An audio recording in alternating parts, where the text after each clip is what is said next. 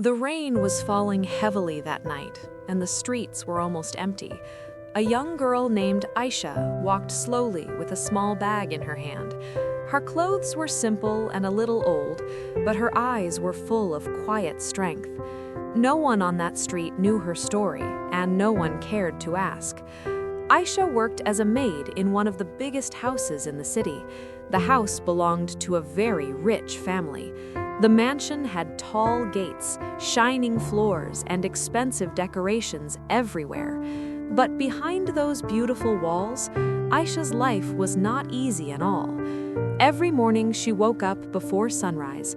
She cleaned the floors, washed the dishes, and did every small job in the house. No matter how hard she worked, the people in that house never treated her kindly. The lady of the house, Mrs. Farzana, often looked at Ayesha with cold eyes. She always found a reason to shout at her. "Why are you so slow? Can't you do anything properly?" she would say in a sharp voice. Sometimes Ayesha stayed silent and lowered her head. She had learned long ago that answering back only made things worse. But there was one person who was different. His name was Arman. Arman was a young man who often visited the house because he was the son of a very powerful businessman. Everyone in the city respected his family. But unlike others, Arman had a kind heart. The first time he saw Ayesha struggling to carry a heavy box of groceries, he immediately walked over and helped her. "You don't have to do everything alone," he said gently. Ayesha looked at him in surprise. No one had ever spoken to her with such kindness before. From that day, Arman started noticing her more and more. He saw how silently she worked, how she never complained, and how she always tried to stay strong even when others insulted her. Slowly, a quiet bond began to grow between them. Whenever Arman visited the house, he tried to find small moments to talk to her. One evening, while Ayesha was cleaning the garden, Arman sat on a bench nearby. "Do you ever think about leaving this place?" he asked softly.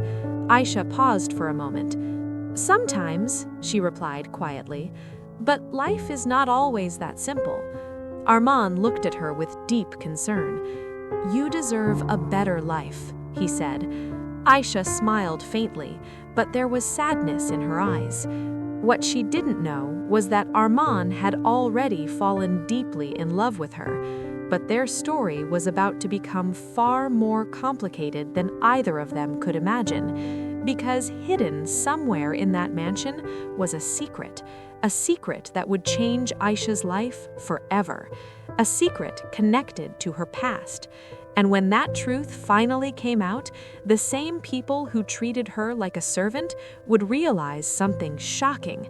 The girl they insulted every day was never meant to be a maid.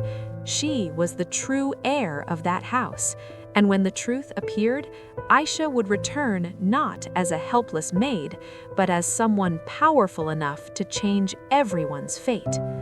The next few days inside the mansion felt unusually heavy for Ayesha. Nothing around her had changed, yet something inside her heart felt different. Every morning she woke up before sunrise. The large mansion was still silent at that hour, and the cold marble floors echoed with the sound of her footsteps as she walked through the halls carrying cleaning supplies. She quietly cleaned every room, carefully dusting the expensive furniture and polishing the shining floors.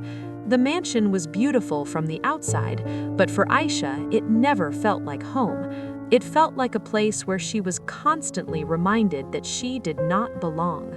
Mrs. Farzana made sure she never forgot that. That morning, Ayesha was cleaning the dining table when Mrs. Farzana walked into the room with an irritated expression. "Ayesha!" she called sharply.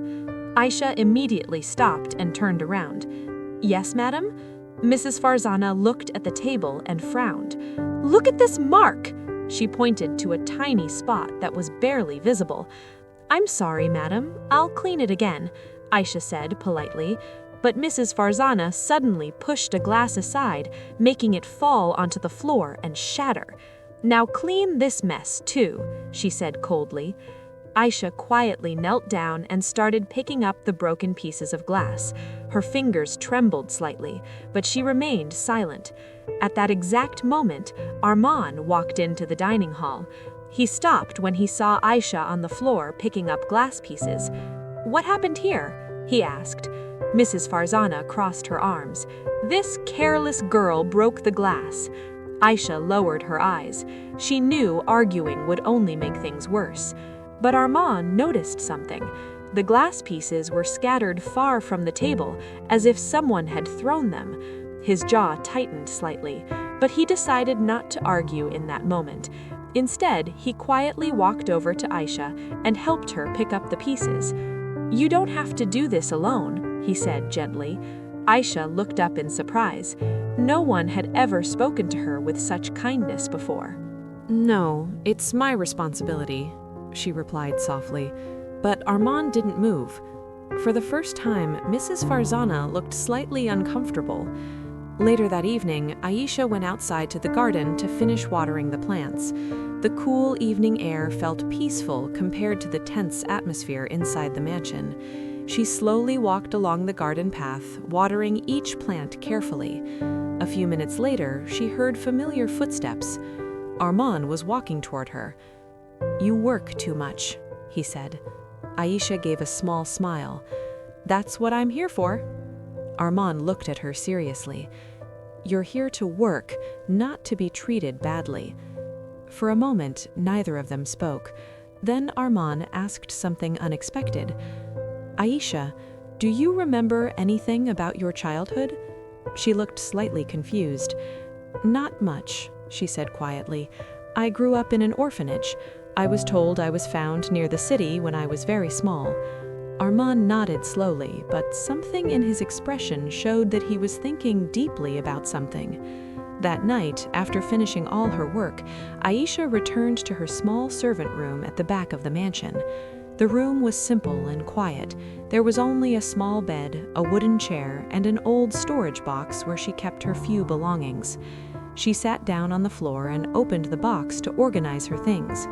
As she moved some clothes aside, something small slipped out and fell onto the floor with a soft sound. A silver locket.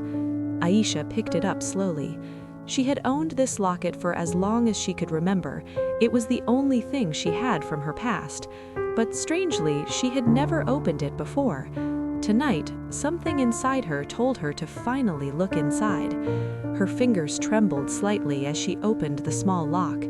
The moment it opened, she saw a tiny photograph inside. Her eyes widened.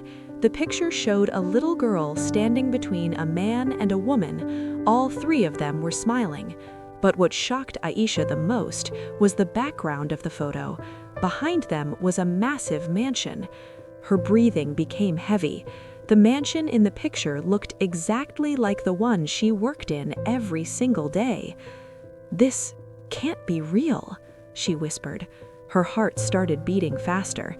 Just then, there was a knock on the door. "Ayesha?" It was Armand's voice. She quickly stood up and opened the door. Armand looked slightly concerned. "I saw the light on. I just wanted to check if you were okay." Ayesha hesitated for a moment before showing him the locket. "I found something strange," she said. Armand took the locket and looked at the picture carefully. Within seconds, his expression changed. He looked shocked.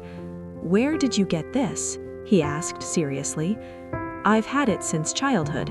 Armand looked again at the mansion in the photo. There was no doubt. It was the exact same mansion, and the man in the photo looked exactly like the original owner of this house many years ago. Armand slowly looked back at Ayesha. "Ayesha, this might not be a coincidence." "What do you mean?" she asked nervously. Armand took a deep breath. "I think this photo is connected to your past, and possibly to this house." The room suddenly felt very quiet. Ayesha's heart was racing. If what Armand was saying was true, it could mean something unbelievable. But neither of them knew that someone else in the mansion had already noticed the locket. Someone who had spent years hiding the truth. And if that person discovered that Ayesha was getting close to the truth, they would do anything to stop her, even if it meant destroying her life again. That night, after Armand left the small servant room, Ayesha sat quietly on the edge of her bed, holding the silver locket tightly in her hands. Her mind was full of questions. For years, she had believed that she was just an ordinary girl who grew up in an orphanage with no family and no past. She had accepted that life without asking too many questions. But now, everything felt different. The small photo inside the locket had opened a door to a past she had never known. And the most shocking part was the mansion in the background of the picture, the same mansion she worked in every single day. A strange fear slowly crept into her heart. What if Armand is right? She whispered to herself. What if this photo is connected to this house? Sleep didn't come easily that night. The next morning, Ayesha woke up earlier than usual. Her eyes looked tired, but her mind was more awake than ever. She carefully hid the locket inside her dress and started her work as usual. But today, everything around her felt different. Every hallway, every room, every wall of the mansion made her feel like it was watching her, as if this place already knew something she didn't. Meanwhile, in another part of the mansion, Mrs. Farzana was sitting in the living room drinking tea. Her sharp eyes suddenly noticed something strange. The servant room door had been slightly open earlier when she passed by, and for a moment she had seen Ayesha holding something shiny in her hands. A locket. Mrs. Farzana's expression slowly changed. A cold, uneasy feeling passed through her mind. "Impossible," she murmured, but the thought refused to leave her. Later that afternoon, Armand arrived at the mansion again, but this time he did not come just for a casual visit. He had spent the entire night thinking about the photo in the locket. Something about it felt too important to ignore. He found Ayesha in the garden, trimming the plants quietly. "Ayesha," he said softly. She turned around quickly. "Did you think about what we talked about yesterday?" he asked. Ayesha nodded slowly. "I did, but I still don't understand anything." Armand looked thoughtful. "There might be a way to find out," he said. "What way?" she asked. Armand took a deep breath. "My father has an old friend who knows a lot about the history of this mansion and the family that owns it." Ayesha felt her heart beating faster. If we show him the locket, maybe he can tell us something. For a moment, Ayesha hesitated.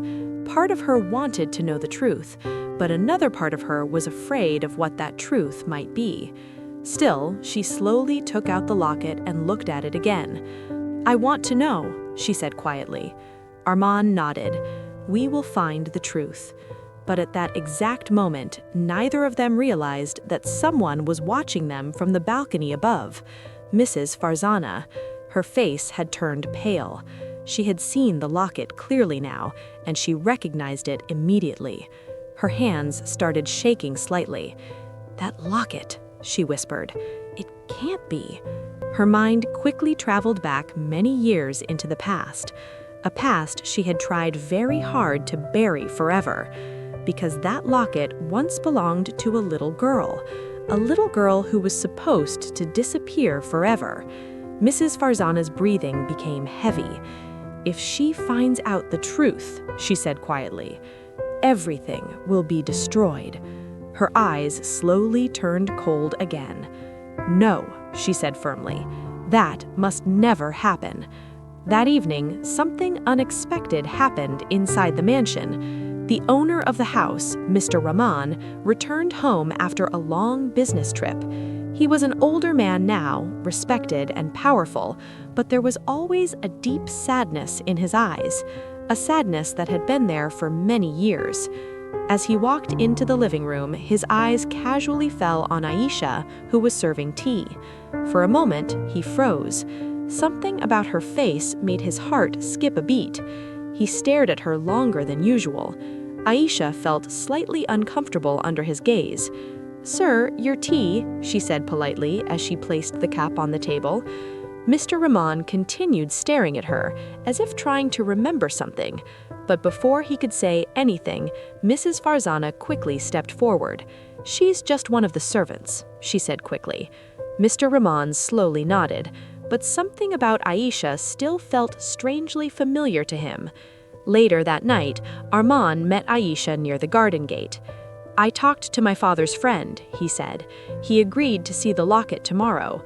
Ayesha felt both nervous and hopeful. "Maybe tomorrow we will finally know the truth," she said softly.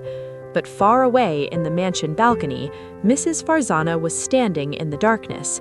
She had overheard everything. Her eyes were filled with fear and anger. "So they want to find the truth," she said quietly. A cold smile slowly appeared on her face. "Then I will make sure they never reach it. Because if the truth about Ayesha ever came out, everyone would discover the secret Mrs. Farzana had hidden for more than 20 years. The secret that the poor maid working in this mansion was never meant to be a servant. She was the real daughter of this house and the true heir to everything." The mansion was unusually quiet that night. Even the sound of the wind brushing against the trees outside seemed to pause, as if the house itself was holding its breath. Ayesha sat on her small bed, the silver locket in her hands, staring at the photograph inside. She traced the tiny face of the little girl with her fingers, trying to imagine what it must have been like to be that child, the real daughter of the Rahman family. Her heart raced with a mixture of excitement, fear, and anger. For years, she had endured insults, harsh words, and endless work. She had learned to keep her head down, to remain silent, to accept the cruel treatment as if it was her fate. But now, everything was about to change. Arman had promised to help her. He had already begun planning how they could uncover the truth hidden in the mansion. But tonight, she realized that even the smallest misstep could alert Mrs. Farzana, the woman who had orchestrated much of her suffering. The sound of footsteps outside the door made her freeze.